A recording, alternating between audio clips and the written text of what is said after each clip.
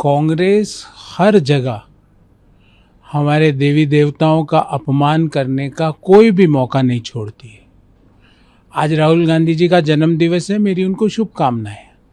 पर उनको भगवान परशुराम का रूप बनाकर, पता है भगवान परशुराम का क्या योगदान है? भगवान ईश्वरीय रूप है।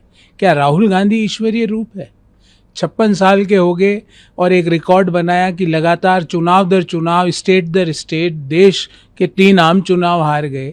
उनको भगवान परशुराम का रूप बना के उनका अभिषेक किया जा रहा है। मुझे लगता है इससे नीचा काम कांग्रेस के लोग हिंदू धर्म को आहत करने का नहीं कर सकते। उन्हें तुरंत प्रभाव से राहुल गांधी को सामने आकर हिंदुओं से माफ़ी मांगनी चाहिए कि उनके इस काम से, उनके पार्टी के लोगों के इस कृत्य से हिंदू धर्म के लोगों की भावनाएं आहत हुई है। हम इस पे घनघोर आपत्ति दर्ज कराते हैं कि राहुल गांधी जी 56 साल के होके भी हिंदू धर्म का अपमान करना नहीं छोड़ रहे हैं। उन्हें भगवान सद्बुद्धि दे, परशुराम जी उनको सद्बुद्धि दे। और ध्यान रखना, परशुराम जी अपने क्रोध के लिए भी उतने ही जाने जाते हैं। अगर आप परशुराम जी का अपमान करोगे तो उनका क्रोध का दंश भी कांग्रेस पार्टी और राहुल गांधी जी को झेलना पड़ेगा। मेरी राहुल गांधी जी को शुभकामनाएं, पर हिंदू धर्म की भावनाओं को आहत ना करें। दूसरा सवाल, वो तो नाराज दिखाई दे रही हैं। जितने भी फैमिली ओन्ड फर्में हैं, भले ही वो सपा की फर्म हो, टीएमसी की फर्म हो, भले ही वो उद्धव ठाकरे की शिवसेना की फर्म हो, जहां इस फर्म में योग्यता के आधार पर नेतृत्व नहीं दिया जाता। इस फर्म में जन्म के उपनाम के आधार पर नेतृत्व दिया जाता है। तो ये जो फैमिली ओन्ड पॉलिटिकल फर्में हैं, इनका अंत अब बिल्कुल निकट आ चुका है। ये फर्मों से देश के लोगों का विश्वास उठ चुका है।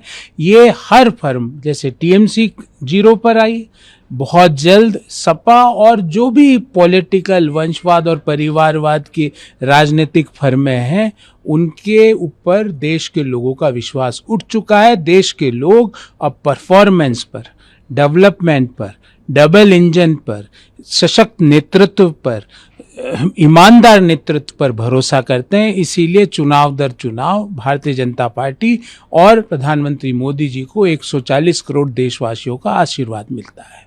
हालांकि सर, इस बीच जरूर सवाल, महाराष्ट्र के एक नेता हैं हर्षवर्धन सपकाल, उनका तो विरोध ही शुरू हो गया है और ओवरऑल भी आप देख रहे हैं कि वहाँ देखिए, कांग्रेस में क्या है कि 2 धड़े काम कर रहे हैं।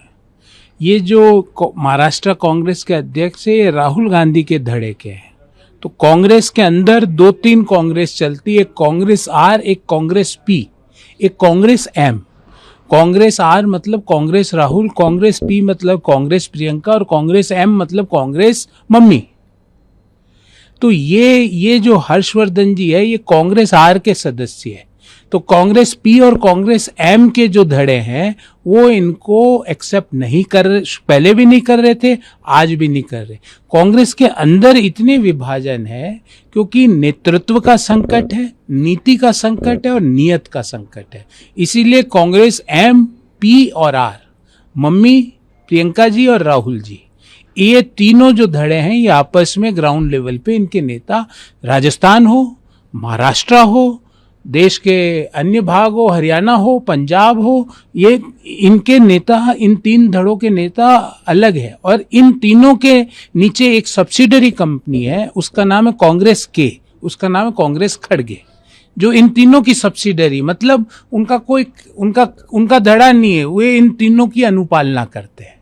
तो ये कांग्रेस का स्ट्रक्चर है। ये इसलिए हुआ क्योंकि नेतृत्व, नीति और नियत विहीन पार्टी हो चुकी है। उधर सर, पंजाब के मुख्यमंत्री ने साजिश की जा रही है एक वीडियो वायरल करके, उसमें वो देखिए, कोई एक्टर हर बार, भले ही फ्रैंकफर्ट हवाई अड्डे पे भी उन्होंने यही कहा, जब वो दारू के उस नशे में पहुंच गए कि उनको हवाई जहाज से डिबोर्ड किया गया। एक भारत के संवैधानिक पद पर बैठा हुआ व्यक्ति ने भारत का अपमान फ्रैंकफर्ट हवाई अड्डे पे करवाया था। अब वो इस तरह की, ये उनकी आदत है, ये अपने आप को नशे में लाना, कई बार उनके खिलाफ ऐसे ऐसे आरोप हुए, उनकी टेस्टिंग की मांग उठी, विधानसभा में उनके ऊपर आरोप लगे कि वो दारू पी के पहुंच रहे। तो अरविंद केजरीवाल और भगवंत मान ने आम आदमी पार्टी का नाम दारू प्रेमी पार्टी कर दिया है, क्योंकि केजरीवाल दारू के भ्रष्टाचार में उनके ऊपर अभी भी आरोप लगे हुए हैं, और मान साहब उनके ऊपर प्रतिदिन कोई ना कोई व्यक्ति, या तो वो विधानसभा में दारू के नशे में पहुंचते हैं, ऐसे आरोप लगे। फ्रैंकफर्ट हवाई अड्डे से उनको डिबोर्ड किया गया, ये ऑन रिकॉर्ड है, क्योंकि वो दारू की अवस्था में थे और उनको फिट टू फ्लाई नहीं माना गया। और अब वो गुरु ईश्वर का, जो हम सब जिन्हें ईश्वर के बराबर मान के आराधना करते हैं, जिनको हम स्वयं को ईश्वर मानते हैं, उन गुरुओं का वो अपमान करते हुए उनका वीडियो आ रहा है। मैं तो कहूँगा इसकी पूरी जांच होनी चाहिए और पता लगाना चाहिए कि ये व्यक्ति जानबूझ के दारू के नशे में ये सब क्यों करता है।